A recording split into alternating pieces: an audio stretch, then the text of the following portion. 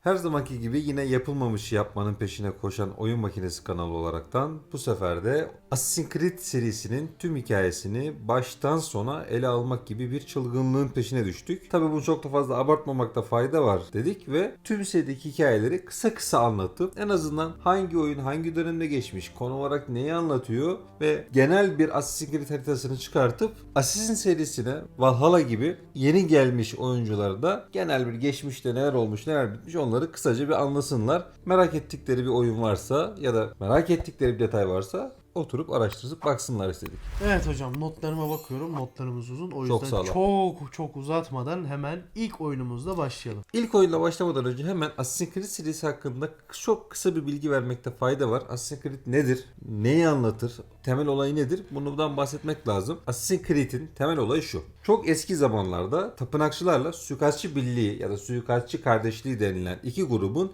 birbiriyle olan mücadelesini işliyor. İlk oyunda burada Desmond Millis'in Abstergo şirketinin bulmuş olduğu bir cihaz var. Zihin kontrol cihazı gibi bir cihaz.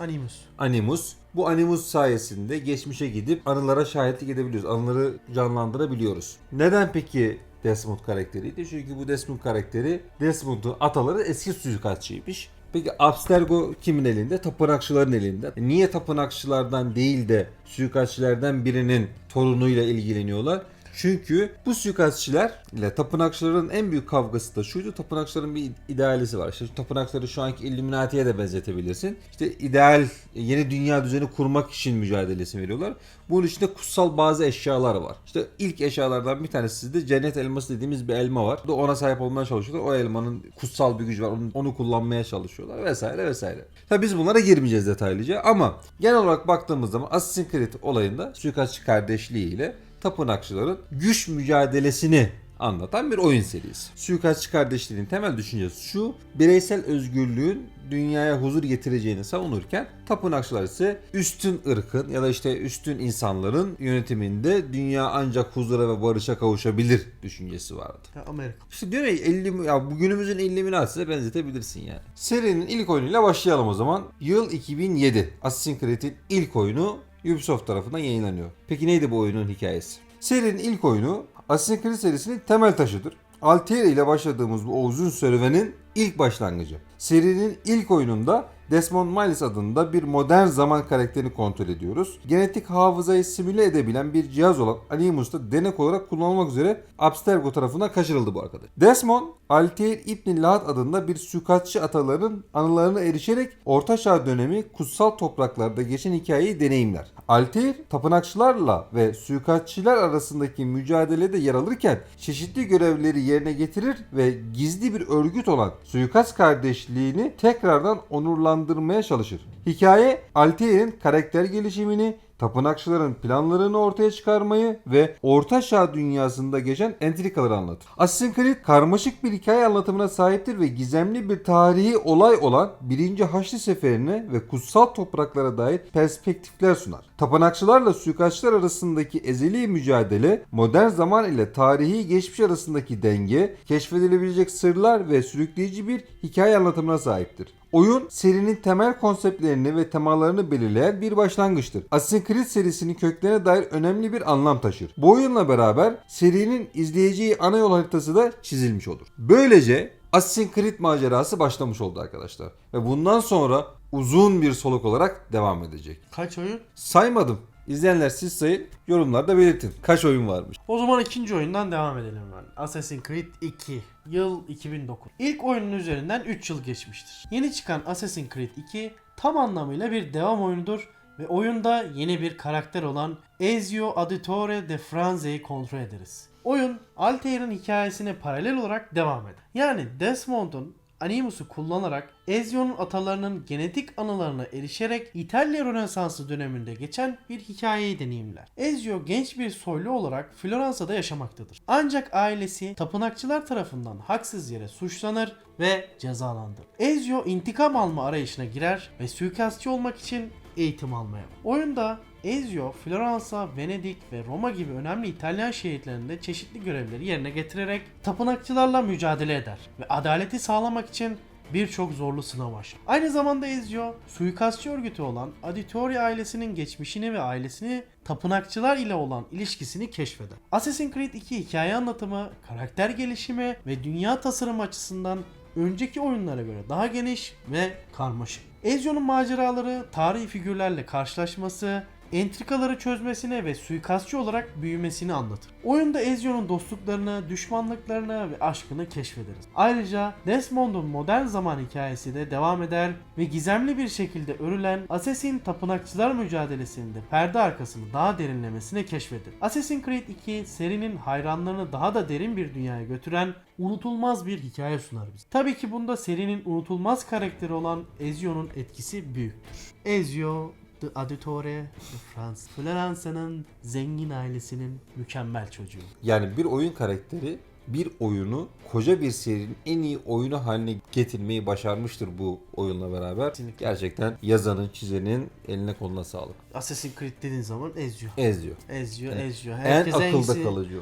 en iyi ne derlerse Ezio derler. Ya burada oyunun kalitesinden daha ziyade işte Ezio karakterinin o kadar güzel anlatıldı ki, oyuncular tarafından o kadar da güzel benimsendi ki en iyi oyun oldu. Aslında en iyi olan Ezio'ydu. Ve Ubisoft hemen Ezio'nun başarısından sonra çok fazla zaman geçirmeden bir yıl sonra hemen Assassin's Creed 3 Brotherhood'u bizlerle buluşturdu. Macera kaldığı yerden devam ediyor. Ezio'nun hikayesindeki eksik kalan kısımları Desmond'un çabalarıyla keşfetmeye devam ediyoruz. Oyunda Ezio'nun Roma'yı ele geçiren tapınakçıların yönetimine son verme çabaları konu alır. Ezio, Roma'yı yöneten Borgia ailesinin üyeleri olan tapınakçılarla mücadele eder. Roma'yı geri kazanmak için yerel suikastçilerle birlikte çalışır ve Assassins örgütünü yeniden inşa eder. Bu sırada Desmond'un modern zaman hikayesi de aynı şekilde paralel olarak devam eder. Animus kullanılarak atalarının anılarına erişerek tapınakçılar ve asassinler arasındaki gizemli mücadelenin sırları yavaş yavaş çözmeye çalışır. Assassin's Creed Brotherhood seride birçok yenilik ve gelişme sunar. Roma oyunun açık dünya ortamını oluşturur ve oyunculara keşfetmek, görevleri yerine getirmek ve düşmanlarla mücadele etmek için geniş bir alan sunar. Oyunda Ezio'nun suikast yetenekleri ve ekipmanları daha da geliştirilir ve oyuncular Roma'yı ele geçirmek için stratejik planlar yapar. Ayrıca oyuna yeni çoklu oyuncu modları da eklenmiştir. Böylece oyuncular diğer suikastçilerle çevrim içi olarak bu kutsal mücadeleye ortak olurlar. Assassin's Creed Brotherhood, Ezio'nun maceralarını ve Desmond'un modern zaman hikayesini etkileyici bir şekilde anlatan bir oyun olarak dikkat çeker. Tapınakçılarla mücadele, suikast görevleri ve keşfedilecek geniş bir açık dünya sunar. Brotherhood, serinin hayranları için unutulmaz deneyimler arasında hafızalarda yer edilmiştir. Brotherhood. Neden? Kardeşlik ve en önemli eklenen şey çevrim içi diğer oyuncularla etkileşime geçebilmek. Başlarda çok güzel gibi gözükse de işte maalesef her ne oynanış olarak çok da böyle etkili olmadığı için serinin arkada kalan oyunlarından bir tanesi olmuştu. O zaman ne yapıyoruz? Devam ediyoruz. Yine Ubisoft'umuz bizi Assassin'siz bırakmadı. Bir sene sonra 2011 yılında Assassin's Creed Revelation'ı bizlerle buluşturdu. Ki kanalda da yine incelemesi olan Assassin oyunlarından bir tanesidir. Benim de çok sevdiğim, en azından biz Türklerin çok sevdiği oyunlardan bir tanesi olmuştur. Neden? Çünkü İstanbul'da da geçiyor. O zaman dinleyelim senden Revelation'ın hikayesini. Ezio ve Altair hikayesinden devam eden bir oyun olarak karşımıza çıkıyor Revelation. Oyunda Ezio'nun son maceralarını ve Altair'in son yıllarını keşfediyoruz. Ezio Roma'dan ayrılarak Orta Doğu'ya gider ve Osmanlı İmparatorluğu'nun başkenti olan İstanbul'a gelir. Burada Osmanlıların ve tapınakçıların hükmettiği karmaşık şehirde suikastçılarla birlikte çalışarak tapınakçı tehdidine karşı mücadele eder. Aynı zamanda Altair'in yaşadığı yer olan Masyafa'da seyahat eder ve Altair'in gizemli kütüphanesindeki sırları çözmeye çalışır. Desmond Miles'ın da macerasına devam eder ve Animus kullanarak atalarının anılara erişerek tapınakçılar ve dünya kaderini belirleyecek olan antik bir grupla mücadelesini sürdürür. Revelation serinin diğer oyunlarına benzer şekilde açık dünya ortamında geçer ve Ezio'nun suikastçı yeteneklerini ve ekipmanlarını daha da geliştirir. Oyunda oyuncular Osmanlı İmparatorluğu dönemine ait yerleri keşfe çıkar, gizli görevleri yerine getirir ve düşmanlarla mücadele eder. Ezio ve Altair'in son maceralarını anlatan heyecan dolu bir hikaye sunar bize Revelation. Serinin hayranları için karakterlerin hikayelerini tamamlamak ve serinin genel hikayesindeki sırları çözmek için vazgeçilmez bir deneyimdir. Bununla beraber dönemin İstanbul'da geçiyor olması biz Türkler için de ayrı bir gurur verici durumdu. En azından biz oynarken keyif almıştık. Ayrıca da Assassin's Creed'in her oyununda tarihi karakterlere gerçekten yer veriliyor. Birçok bildiğimiz karakterleri oyuna görebiliyoruz. Burada da Osmanlı İmparatorluğu'ndaki birçok karakterleri, padişahları, şehzadeleri görebiliyoruz. Ve İstanbul silüetini her ne kadar böyle birebir anlatmasa da bence başarılı bir şekilde tasvir etmeyi başarmışlardı. Kapadokya'da deniz olan oyun bu muydu? Evet buydu abi. Zaten Kapadokya bir tek oyunda geçiyordu Assassin's Creed serisinde. O da buydu. Yine de oynamanızı tavsiye ederim. En azından o dönemin İstanbul'un sokaklarında gezmek, insanların seslerini duymak benim hoşuma gitmişti. Beni mutlu etmişti. Evet, Türkçe konuşmalar vardı oyunda. NPC'ler Türkçe konuşarak, bağırarak sağdan soldan şey yapıyorlardı mesela. Ubisoft durmuyordu. Yine hemen peşine 2012 yılında Assassin's Creed 3'ü çıkartıyordu ve serinin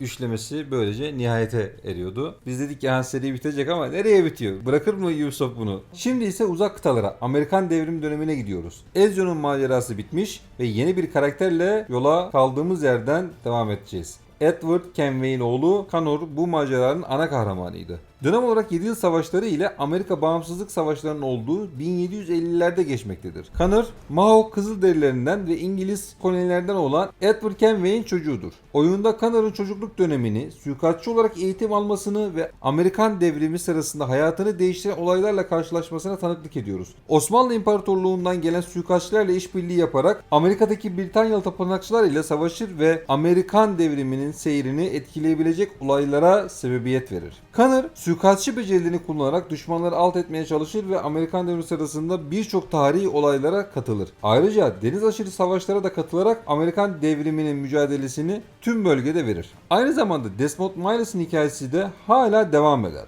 ve modern zamanlarda tapınakçılarla mücadelesi kaldığı yerden işlenir. Assassin's Creed 3, Amerikan devrimi dönemini konu alan tarihi ve politik bir hikaye sunar. Serinin ana hikayesine yeni bir karakterle ve olaylarla yeni bir perspektif eklenir. Oyun, tarihi olaylarla karmaşık bir şekilde örülmüş bir hikaye sunar ve serinin hayranları için yeni bir macera vaat eder. Nerede bu? Amerika dedik. Amerika'yı hemen iliştirdi Assassin. Assassin'de Amerika olmazsa olmaz. Ve burada politik ve döneminin Kızılderilileri sorunlarına değinmişler burada. 2012 yıllarına, 2011 yılına kadar çıkan Assassin's Creed oyunlarından bir tık daha farklı hikaye olarak. Yani Evet. biraz daha hani bilindik bir dönem anlatılıyor ve biraz daha siyasi olaylara değiniliyor. Yer verin. Yani- Gerek Osmanlı'da da aynı şey, Revelation'da da aynı şeyler vardı Aynen. ufak tefek ama burada daha fazla Biraz daha daha yoğun. biraz daha yoğundu. Geldik benim en son oynadığım oyuna. Assassin's Creed Black Flag. Benim seriyi bıraktığım yer. Neden? Çünkü birbirini tekrar etmeye başlamıştı ve Black Flag bunda çok önemli bir rol oynamıştı benim için. Neden? Karayipler'de geçiyordu. Gemi kullanabiliyorduk. Güzel bir oyundu. Değişik bir oyundu benim için. Senin için de öyle miydi?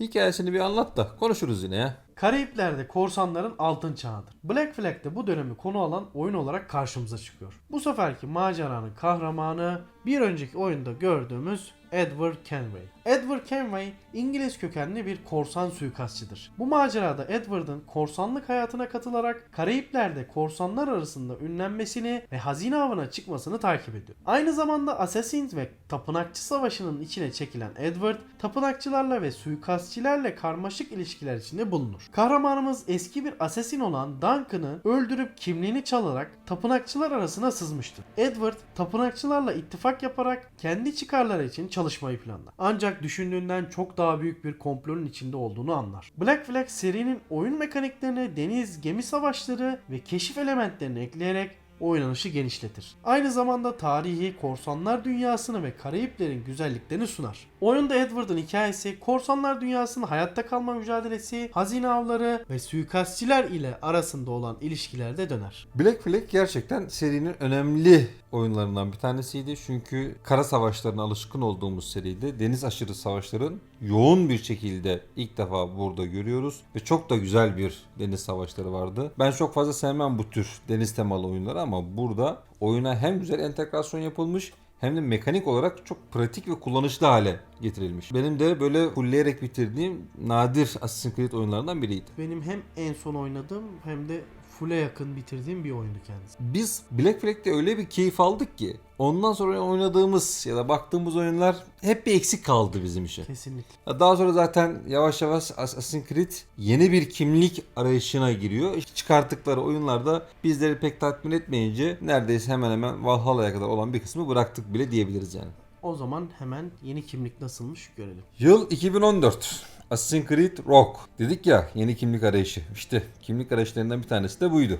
Assassin Tapınakçılar Savaşı'nın farklı bir bakış açısından ele alındığı bir oyundur. Oyunda Shay Patrick Cormac adında bir suikastçıyı kontrol ediyoruz. Shay, İrlandalı bir suikastçıdır. Shay'in hikayesini takip ederek New York, Hudson Körfezi ve Atlantik Okyanusu'nu kapsayan geniş bir alanda geçer. Shay, başlangıçta Assassin tarikatının bir üyesidir. Ancak suikastçılar ile tapınakçılar arasındaki savaşın birçok masumun hayatını tehlikeye attığını düşündüğü için tapınakçılara katılmaya karar verir. Shay'in suikastçı arkadaşına karşı savaşını, tapınakçıların düzenini kabul etmesini ve yeni tapınakçı yeteneklerini kullanmasına tanık oluyoruz. Kahramanımız suikastçı dünyasının karanlık yüzünü keşfe çıkar. Suikastçı liderlerle ve diğer suikastçılarla çeşitli mücadelelere girer. Aynı zamanda Amerikan Bağımsızlık Savaşı dönemi arka planında Amerika'nın tarihi önemli olaylarına da şahit olur ve tarihi figürlerle etkileşime geçer. Assassin's Creed Rogue oynanış açısından gemi savaşları ve keşif mekaniklerine dayanırken hikaye açısından tapınakçı bakış açısından bir perspektif sunar ve suikastçılar ile tapınakçılar arasındaki farklı ideolojileri ve mücadeleleri ele alır. Bu da hikaye anlatımı olarak yeni bir bakış açısına sahip olma anlamına geliyor. Farklı arayışlar içerisinde olduklarını söylemiştik. İşte bu oyunda o farklı arayışta hikaye anlatımında bir de tapınakçıların gözünden maceraya bakalım demişler ve böyle bir yol seçmişler. Bakalım bir sonraki oyunda nereye bakacağız? Ve tarihin hangi dönemine yolculuk edeceğiz? Bu sefer Ubisoft abimiz bizi bekletmedi ve aynı yıl içerisinde bir Ubisoft oyunu daha, bir Assassin oyunu daha bizlerle. Assassin's Creed Unity. Bug'ların, kavgaların, glitchlerin oyunu. Hemen biz hikayesine başlayalım. Amerikalılar, Karayipler ve hatta Osmanlı'ya kadar gidilmişken Fransız devrimi dönemine Fransız kalınması mümkün değil. Arnaud Dorian adında bir suikastçı ile Fransız devriminin tam ortasında buluyoruz kendini. Arnaud Dorian 18. yüzyılda Paris'te yaşayan bir gençti. Arnaud'un hikayesini takip ederek Paris'in sokaklarında ve önemli tarihi mekanlarda geçen bir maceraya ortak oluyor. Babasının ölümünden suikastçıların sorumlu olduğunu düşünerek intikam arayışına girişir ve Assassin tarikatına katılır. Ancak Arnaud'un hikayesi siyasi entrikalar, ihanet ve tehlikeli komplolara dolu karmaşık bir yolculuğa dönüşür. Oyunda Fransız devrimi dönemi olan 1789 yılında suikastçıların ve tapınakçıların mücadelesi, Arnaud'un aşkı Alice ile yaşadığı karmaşık ilişki ve tarihi figürlerle etkileşimleri arasında gidip gelir. Sonuç olarak Arnaud Dorian'ın macerası, Paris'in kaos dolu devrim dönemi, tarihi figürlerin tuhaflıklarını, suikastçı düzenindeki entrikalar ve kendi kişisel maceralarını içeren harika karmaşık bir hikaye olarak karşımıza çıkar. Assassin's Creed Unity aynı zamanda geniş ölçekli ve detaylı bir açık dünya ortamında geçer ve oyunculara Paris şehrinin zengin tarihi atmosferini ve mimarisini keşfetme imkanı sunar. Keşke rahat rahat keşfedebilseydik bir de yani bug'lara takılmadan teknik sorunlar yaşamasaydı gerçekten Unity aslında güzel bir konsepti olan, içeriği olan dolu bir oyundu. İşte teknik sorunlara kurban gitti. Şu an büyük bir ihtimal onların birçoğu çözülmüştür ama bu dönem bayağı o dönemin Cyberpunk'ı gibi bir şeydi aslında. O zaman diğer oyunumuza geçelim. Aradan uzun aylar geçmiştir ve 2015 yılı olmuştur. Assassin's Creed Syndicate çıkış yapmıştır. Fransa'ya kadar gelmişken İngiltere'ye uğramamak kraliçeye hakarettir. Ondan dolayı bu seferki maceramız 1868 yılında Victoria dönemi Londra'sında geçiyor. Oyuncular olarak ikiz kardeşlerden Jacob ve Evie'yi kontrol ediyoruz. Jacob çeteleri ele geçirme ve Londra'nın yeraltı dünyasını yönetme misyonuna sahip genç bir suikastçıyken Evie ise daha zeki ve stratejik bir suikastçıdır ve çetelerin arkasındaki gizemi çözmek için tapınakçılarla mücadele etmektedir. Jacob ve Evie Londra'yı ele geçirmiş olan tapınakçılar grubu olan Crowford Starrick'in gücünü kırmak için bir araya gelir. Starrick kötü niyetli iş adamları ve politikacılarla işbirliği yaparak Londra'yı kendine hakim kılan bir tapınak düzeni kurmuştur. İkiz kardeşler Starrick'i alt etmek ve tapınakçıların etkisini engellemek için büyük bir mücadeleye girişir. Londra'nın çeşitli bölgelerinde farklı tarihi figürlerle de karşılaşırız. Charles Dickens, Alexander Graham Bell, Karl Marx, Florence Nightingale gibi ünlü isimlerle etkileşime girer, hatta kendileriyle sohbet ederiz. Her bir hikaye kendi benzersiz beceri ve yardımlarıyla katkıda bulunan ilginç karakterlerdir. Ayrıca ikiz kardeşler farklı çetelerin liderleriyle yeraltı dünyasındaki suçlularla ve tapınakçılarla mücadele ederken Londra'nın yeraltı dünyasında suikastçı düzenini güçlendirmek için çeşitli müttefikler edinir. Ancak ikiz kardeşlerin mücadelesi sadece tapınakçılarla değildi. Aynı zamanda kendi aralarındaki farklılıklarla da mücadele ediyorlardı. Kardeşler Starrick'i alt etmek ve Londra'yı kurtarmak için işbirliği yapmak zorunda kalır. Tarihi bir hikayeye farklı bir bakış açısıyla yaklaşmaları gerçekten ilginç olmuş. Assassin's Creed Syndicate zorlu görevler, heyecan verici dövüş sahneleri, tarihi figürler ve Londra'nın etkileyici atmosferiyle dolu bir macera sunar. İkiz kardeşlerin hikayesi oyuncuları 19. yüzyılın tehlikeli sokaklarında suikastçı olarak yaşayan unutulmaz bir yolculuğa çıkarır. Mesela bende hiç yok Syndicate. Syndicate bende de yok. Syndicate bende de yok. Ama içerdiği tarihi figürler ve İngiltere dolayısıyla bir bakmak istedim şu an. Şu var, Assassin's Creed serisi her ne kadar kendini oynanış olarak birçok yerde tekrar etse de ya sırf şu tarihi olaylara şahitlik etmek, o dönemi yaşayabilmek için bulunmaz bir fırsat. Gerçekten. Çünkü bunu yapabilen başka bir oyun yok. Düşünsene Graham Bell, Karl Marx, Florence Nightingale, bir sürü insan var orada yani. Onlarla sohbet Ki daha ediyorsun. da var, daha da var yani. Ve en önemlisi tarihin İngiltere'sine tanıklık etmek daha Evet. güzel olabilir. Bu seri niye hala devam ediyor diyoruz. Mesela Revelation'da ne dedik? İşte İstanbul, Anadolu topraklarına geliyorsun. İşte İstanbul'a geliyorsun. Diğer oyunlarda da farklı farklı kültürleri tanıyorsun. O yüzden Assassin's Creed serisi aslında gerçekten önemli. Hani bizim sevdiğimiz seri sadece oynanış olarak kendini bu kadar tekrar ediyor olması sıkıntı. Nasıl bizim için bir Revelation güzelse bir İngiliz için veya bir Kesinlikle. Fransız için diğer serilerde çok başarılıdır. bence. Kesinlikle. Burada bir yanlışlık var. Bir sıkıntı var. 2 yıl boyunca Assassin's Creed çıkmamış. 2015'ten 2017'ye atladık. Assassin's Creed Origins 2017. Yolumuz nihayet Mısır çöllerine kadar düştü. M.Ö. 49 yılına giderek suikastçı düzeninin kökenlerini keşfetmeye çalışıyor. Medjay adında bir suikastçı olan Bayek'in hikayesini anlatıyor. Bayek, Nil Nehri'nin kıyısında Siva kasabasında yaşamaktadır ve oğlu Kemnu ile huzurlu bir hayat sürdürmektedir. Ancak bir gizemli olay Bayek'in hayatını değiştirir ve onu antik Mısır'ın derin sırlarını keşfetmek üzere maceralı bir yolculuğa çeker. Bayek Mısır'ın farklı bölgelerini gezerken tarihi figürlerle karşılaşır, suikastçı becerilerini kullanır ve tapınakçı düzenine karşı mücadele eder. Mısır mitolojisi, tarihi olaylar ve politik entrikalar etrafında döner hikaye. Bayek'in hikayesi oğlu Kemnu'nun trajik ölümü etrafında şekillenir ve intikam arayışıyla ilerler. Bayek, Kemnu'nun ölümünden sorumlu olanları ortaya çıkarmak ve adaleti sağlamak için güçlü düşmanlarla mücadele eder. Bu süreçte Bayek gizemli bir antik örgüt olan Medjay'leri yeniden canlandırma yolunda ilerler ve suikastçı düzeninin temellerini atmaya başlar. Bu yolculukta Mısır'ın çeşitli bölgelerinde, antik tapınaklarda, piramitlerde, çölde ve Nil Nehri üzerinde heyecan dolu maceralar yaşıyoruz. Aynı zamanda Mısır'ın farklı tarihi dönemlerini keşfedip tarihi figürlerle, kölelerle, suikastçilerle, tapınakçılar ve diğer karakterlerle etkileşime geçebilir. Bu arada bu da bende yok. Ben Mısır'ı çok severim. Hatta bir tatilim planlamamda Şarm El Şeyh'e gitmek istiyorum vize olmadığı için. Oradan da Mısır'a, piramitlere gezmek için gitmek istiyordum ama oraya vize istiyorlarmış. Kanki bu video 1 milyon izlensin. Bu videonun geliriyle seni Mısır'a göndereceğim. Söz. Tamam. Böyleydi işte. Bu oyunu da sırf piramitler ve oradaki şeylerle etkileşime geçmek için bakmak istiyorum. Yani bu oyunlara Bak. böyle bakıp tatmin edeceğim kendimi. Bende var bu oyun, verebilirim sana. Olabilir. Tamam. Aradan uzun aylar geçti. Yıl 2017 oldu. Bir şey fark ettin mi abi? Sen de aylar geçiyor, ben de yıllar geçiyor. Sen adamın ömrünü uzatıyorsun kanki, ondan dolayı. Teşekkür ederim. Sıradaki durağımız Antik Yunan. Spartalı bir paralı asker olarak başladığımız hikayede Kassandra'nın hikayesine eşlik ediyoruz. Kassandra ailesinin geçmişini ve kendi kaderini keşfetmek ister. Ana karakterimiz daha büyük bir sır perdesi aralarken tarihi olaylarla, mitolojik yaratıklara ve antik Yunan dünyasının güçlü politik entrikalarıyla karşılaşır. Hikayemiz Peloponnes Savaşı döneminde M.Ö. 431 yılına geçmektedir. Ana karakter oyunda Atina ve Sparta gibi önemli antik Yunan şehirlerini ziyaret eder, ünlü tarihi figürlerle karşılaşır, antik Yunanistan'ın büyük şehirleri ve adaları arasında dönemin keyfini çıkartır. Hikaye Kassandra'nın ailesi ve geçmişi etrafında şekillenir. Ailesinin kaybını ve onlara olan bağlılığını keşfederken kendi kaderini ve kimliğini aramak için çeşitli görevlerde yer alır. Bununla birlikte almış olduğu her bir karar oyunun ilerleyen kısımlarında farklı sonuçlar doğuracak ve hikayenin seyrini değiştirecek. Gizemli bir örgüt olarak bilinen tapınakçılar ve suikastçılar arasındaki mücadele de hala devam eder. Kassandra suikastçılarla işbirliği yapar, tapınakçılarla savaşır ve suikastçı düzenini güçlendirmeye çalışır. Assassin's Creed Odyssey karmaşık bir hikaye sunar. Antik Yunan dünyasını ve tarihi olayları keşfetme fırsatını verir ve oyuncuları Kassandra'nın kendi kaderini bulma yolculuğuna eşlik eder. Epik savaşlar, heyecan verici görevler, karakter ilişkileri ve antik Yunan dünyasının büyüleyici atmosferiyle doludur. Var mı sende Odyssey? Odyssey yok bende yani. Ben dedim. Odyssey niye oynadım? Çünkü gözüm korktu. Şöyle gözüm korktu. Çok uzun soluklu bir macera. Hani internette baktım, hani arkadaşlar böyle 100 saat, 150 saat falan gömmüşler. Büyük bir ihtimalle onlar yan görev falan da yapmışlardır ama ben yemedi yani. Bende de yok yani. Çünkü ben Black Flag'den sonra soğumuştum.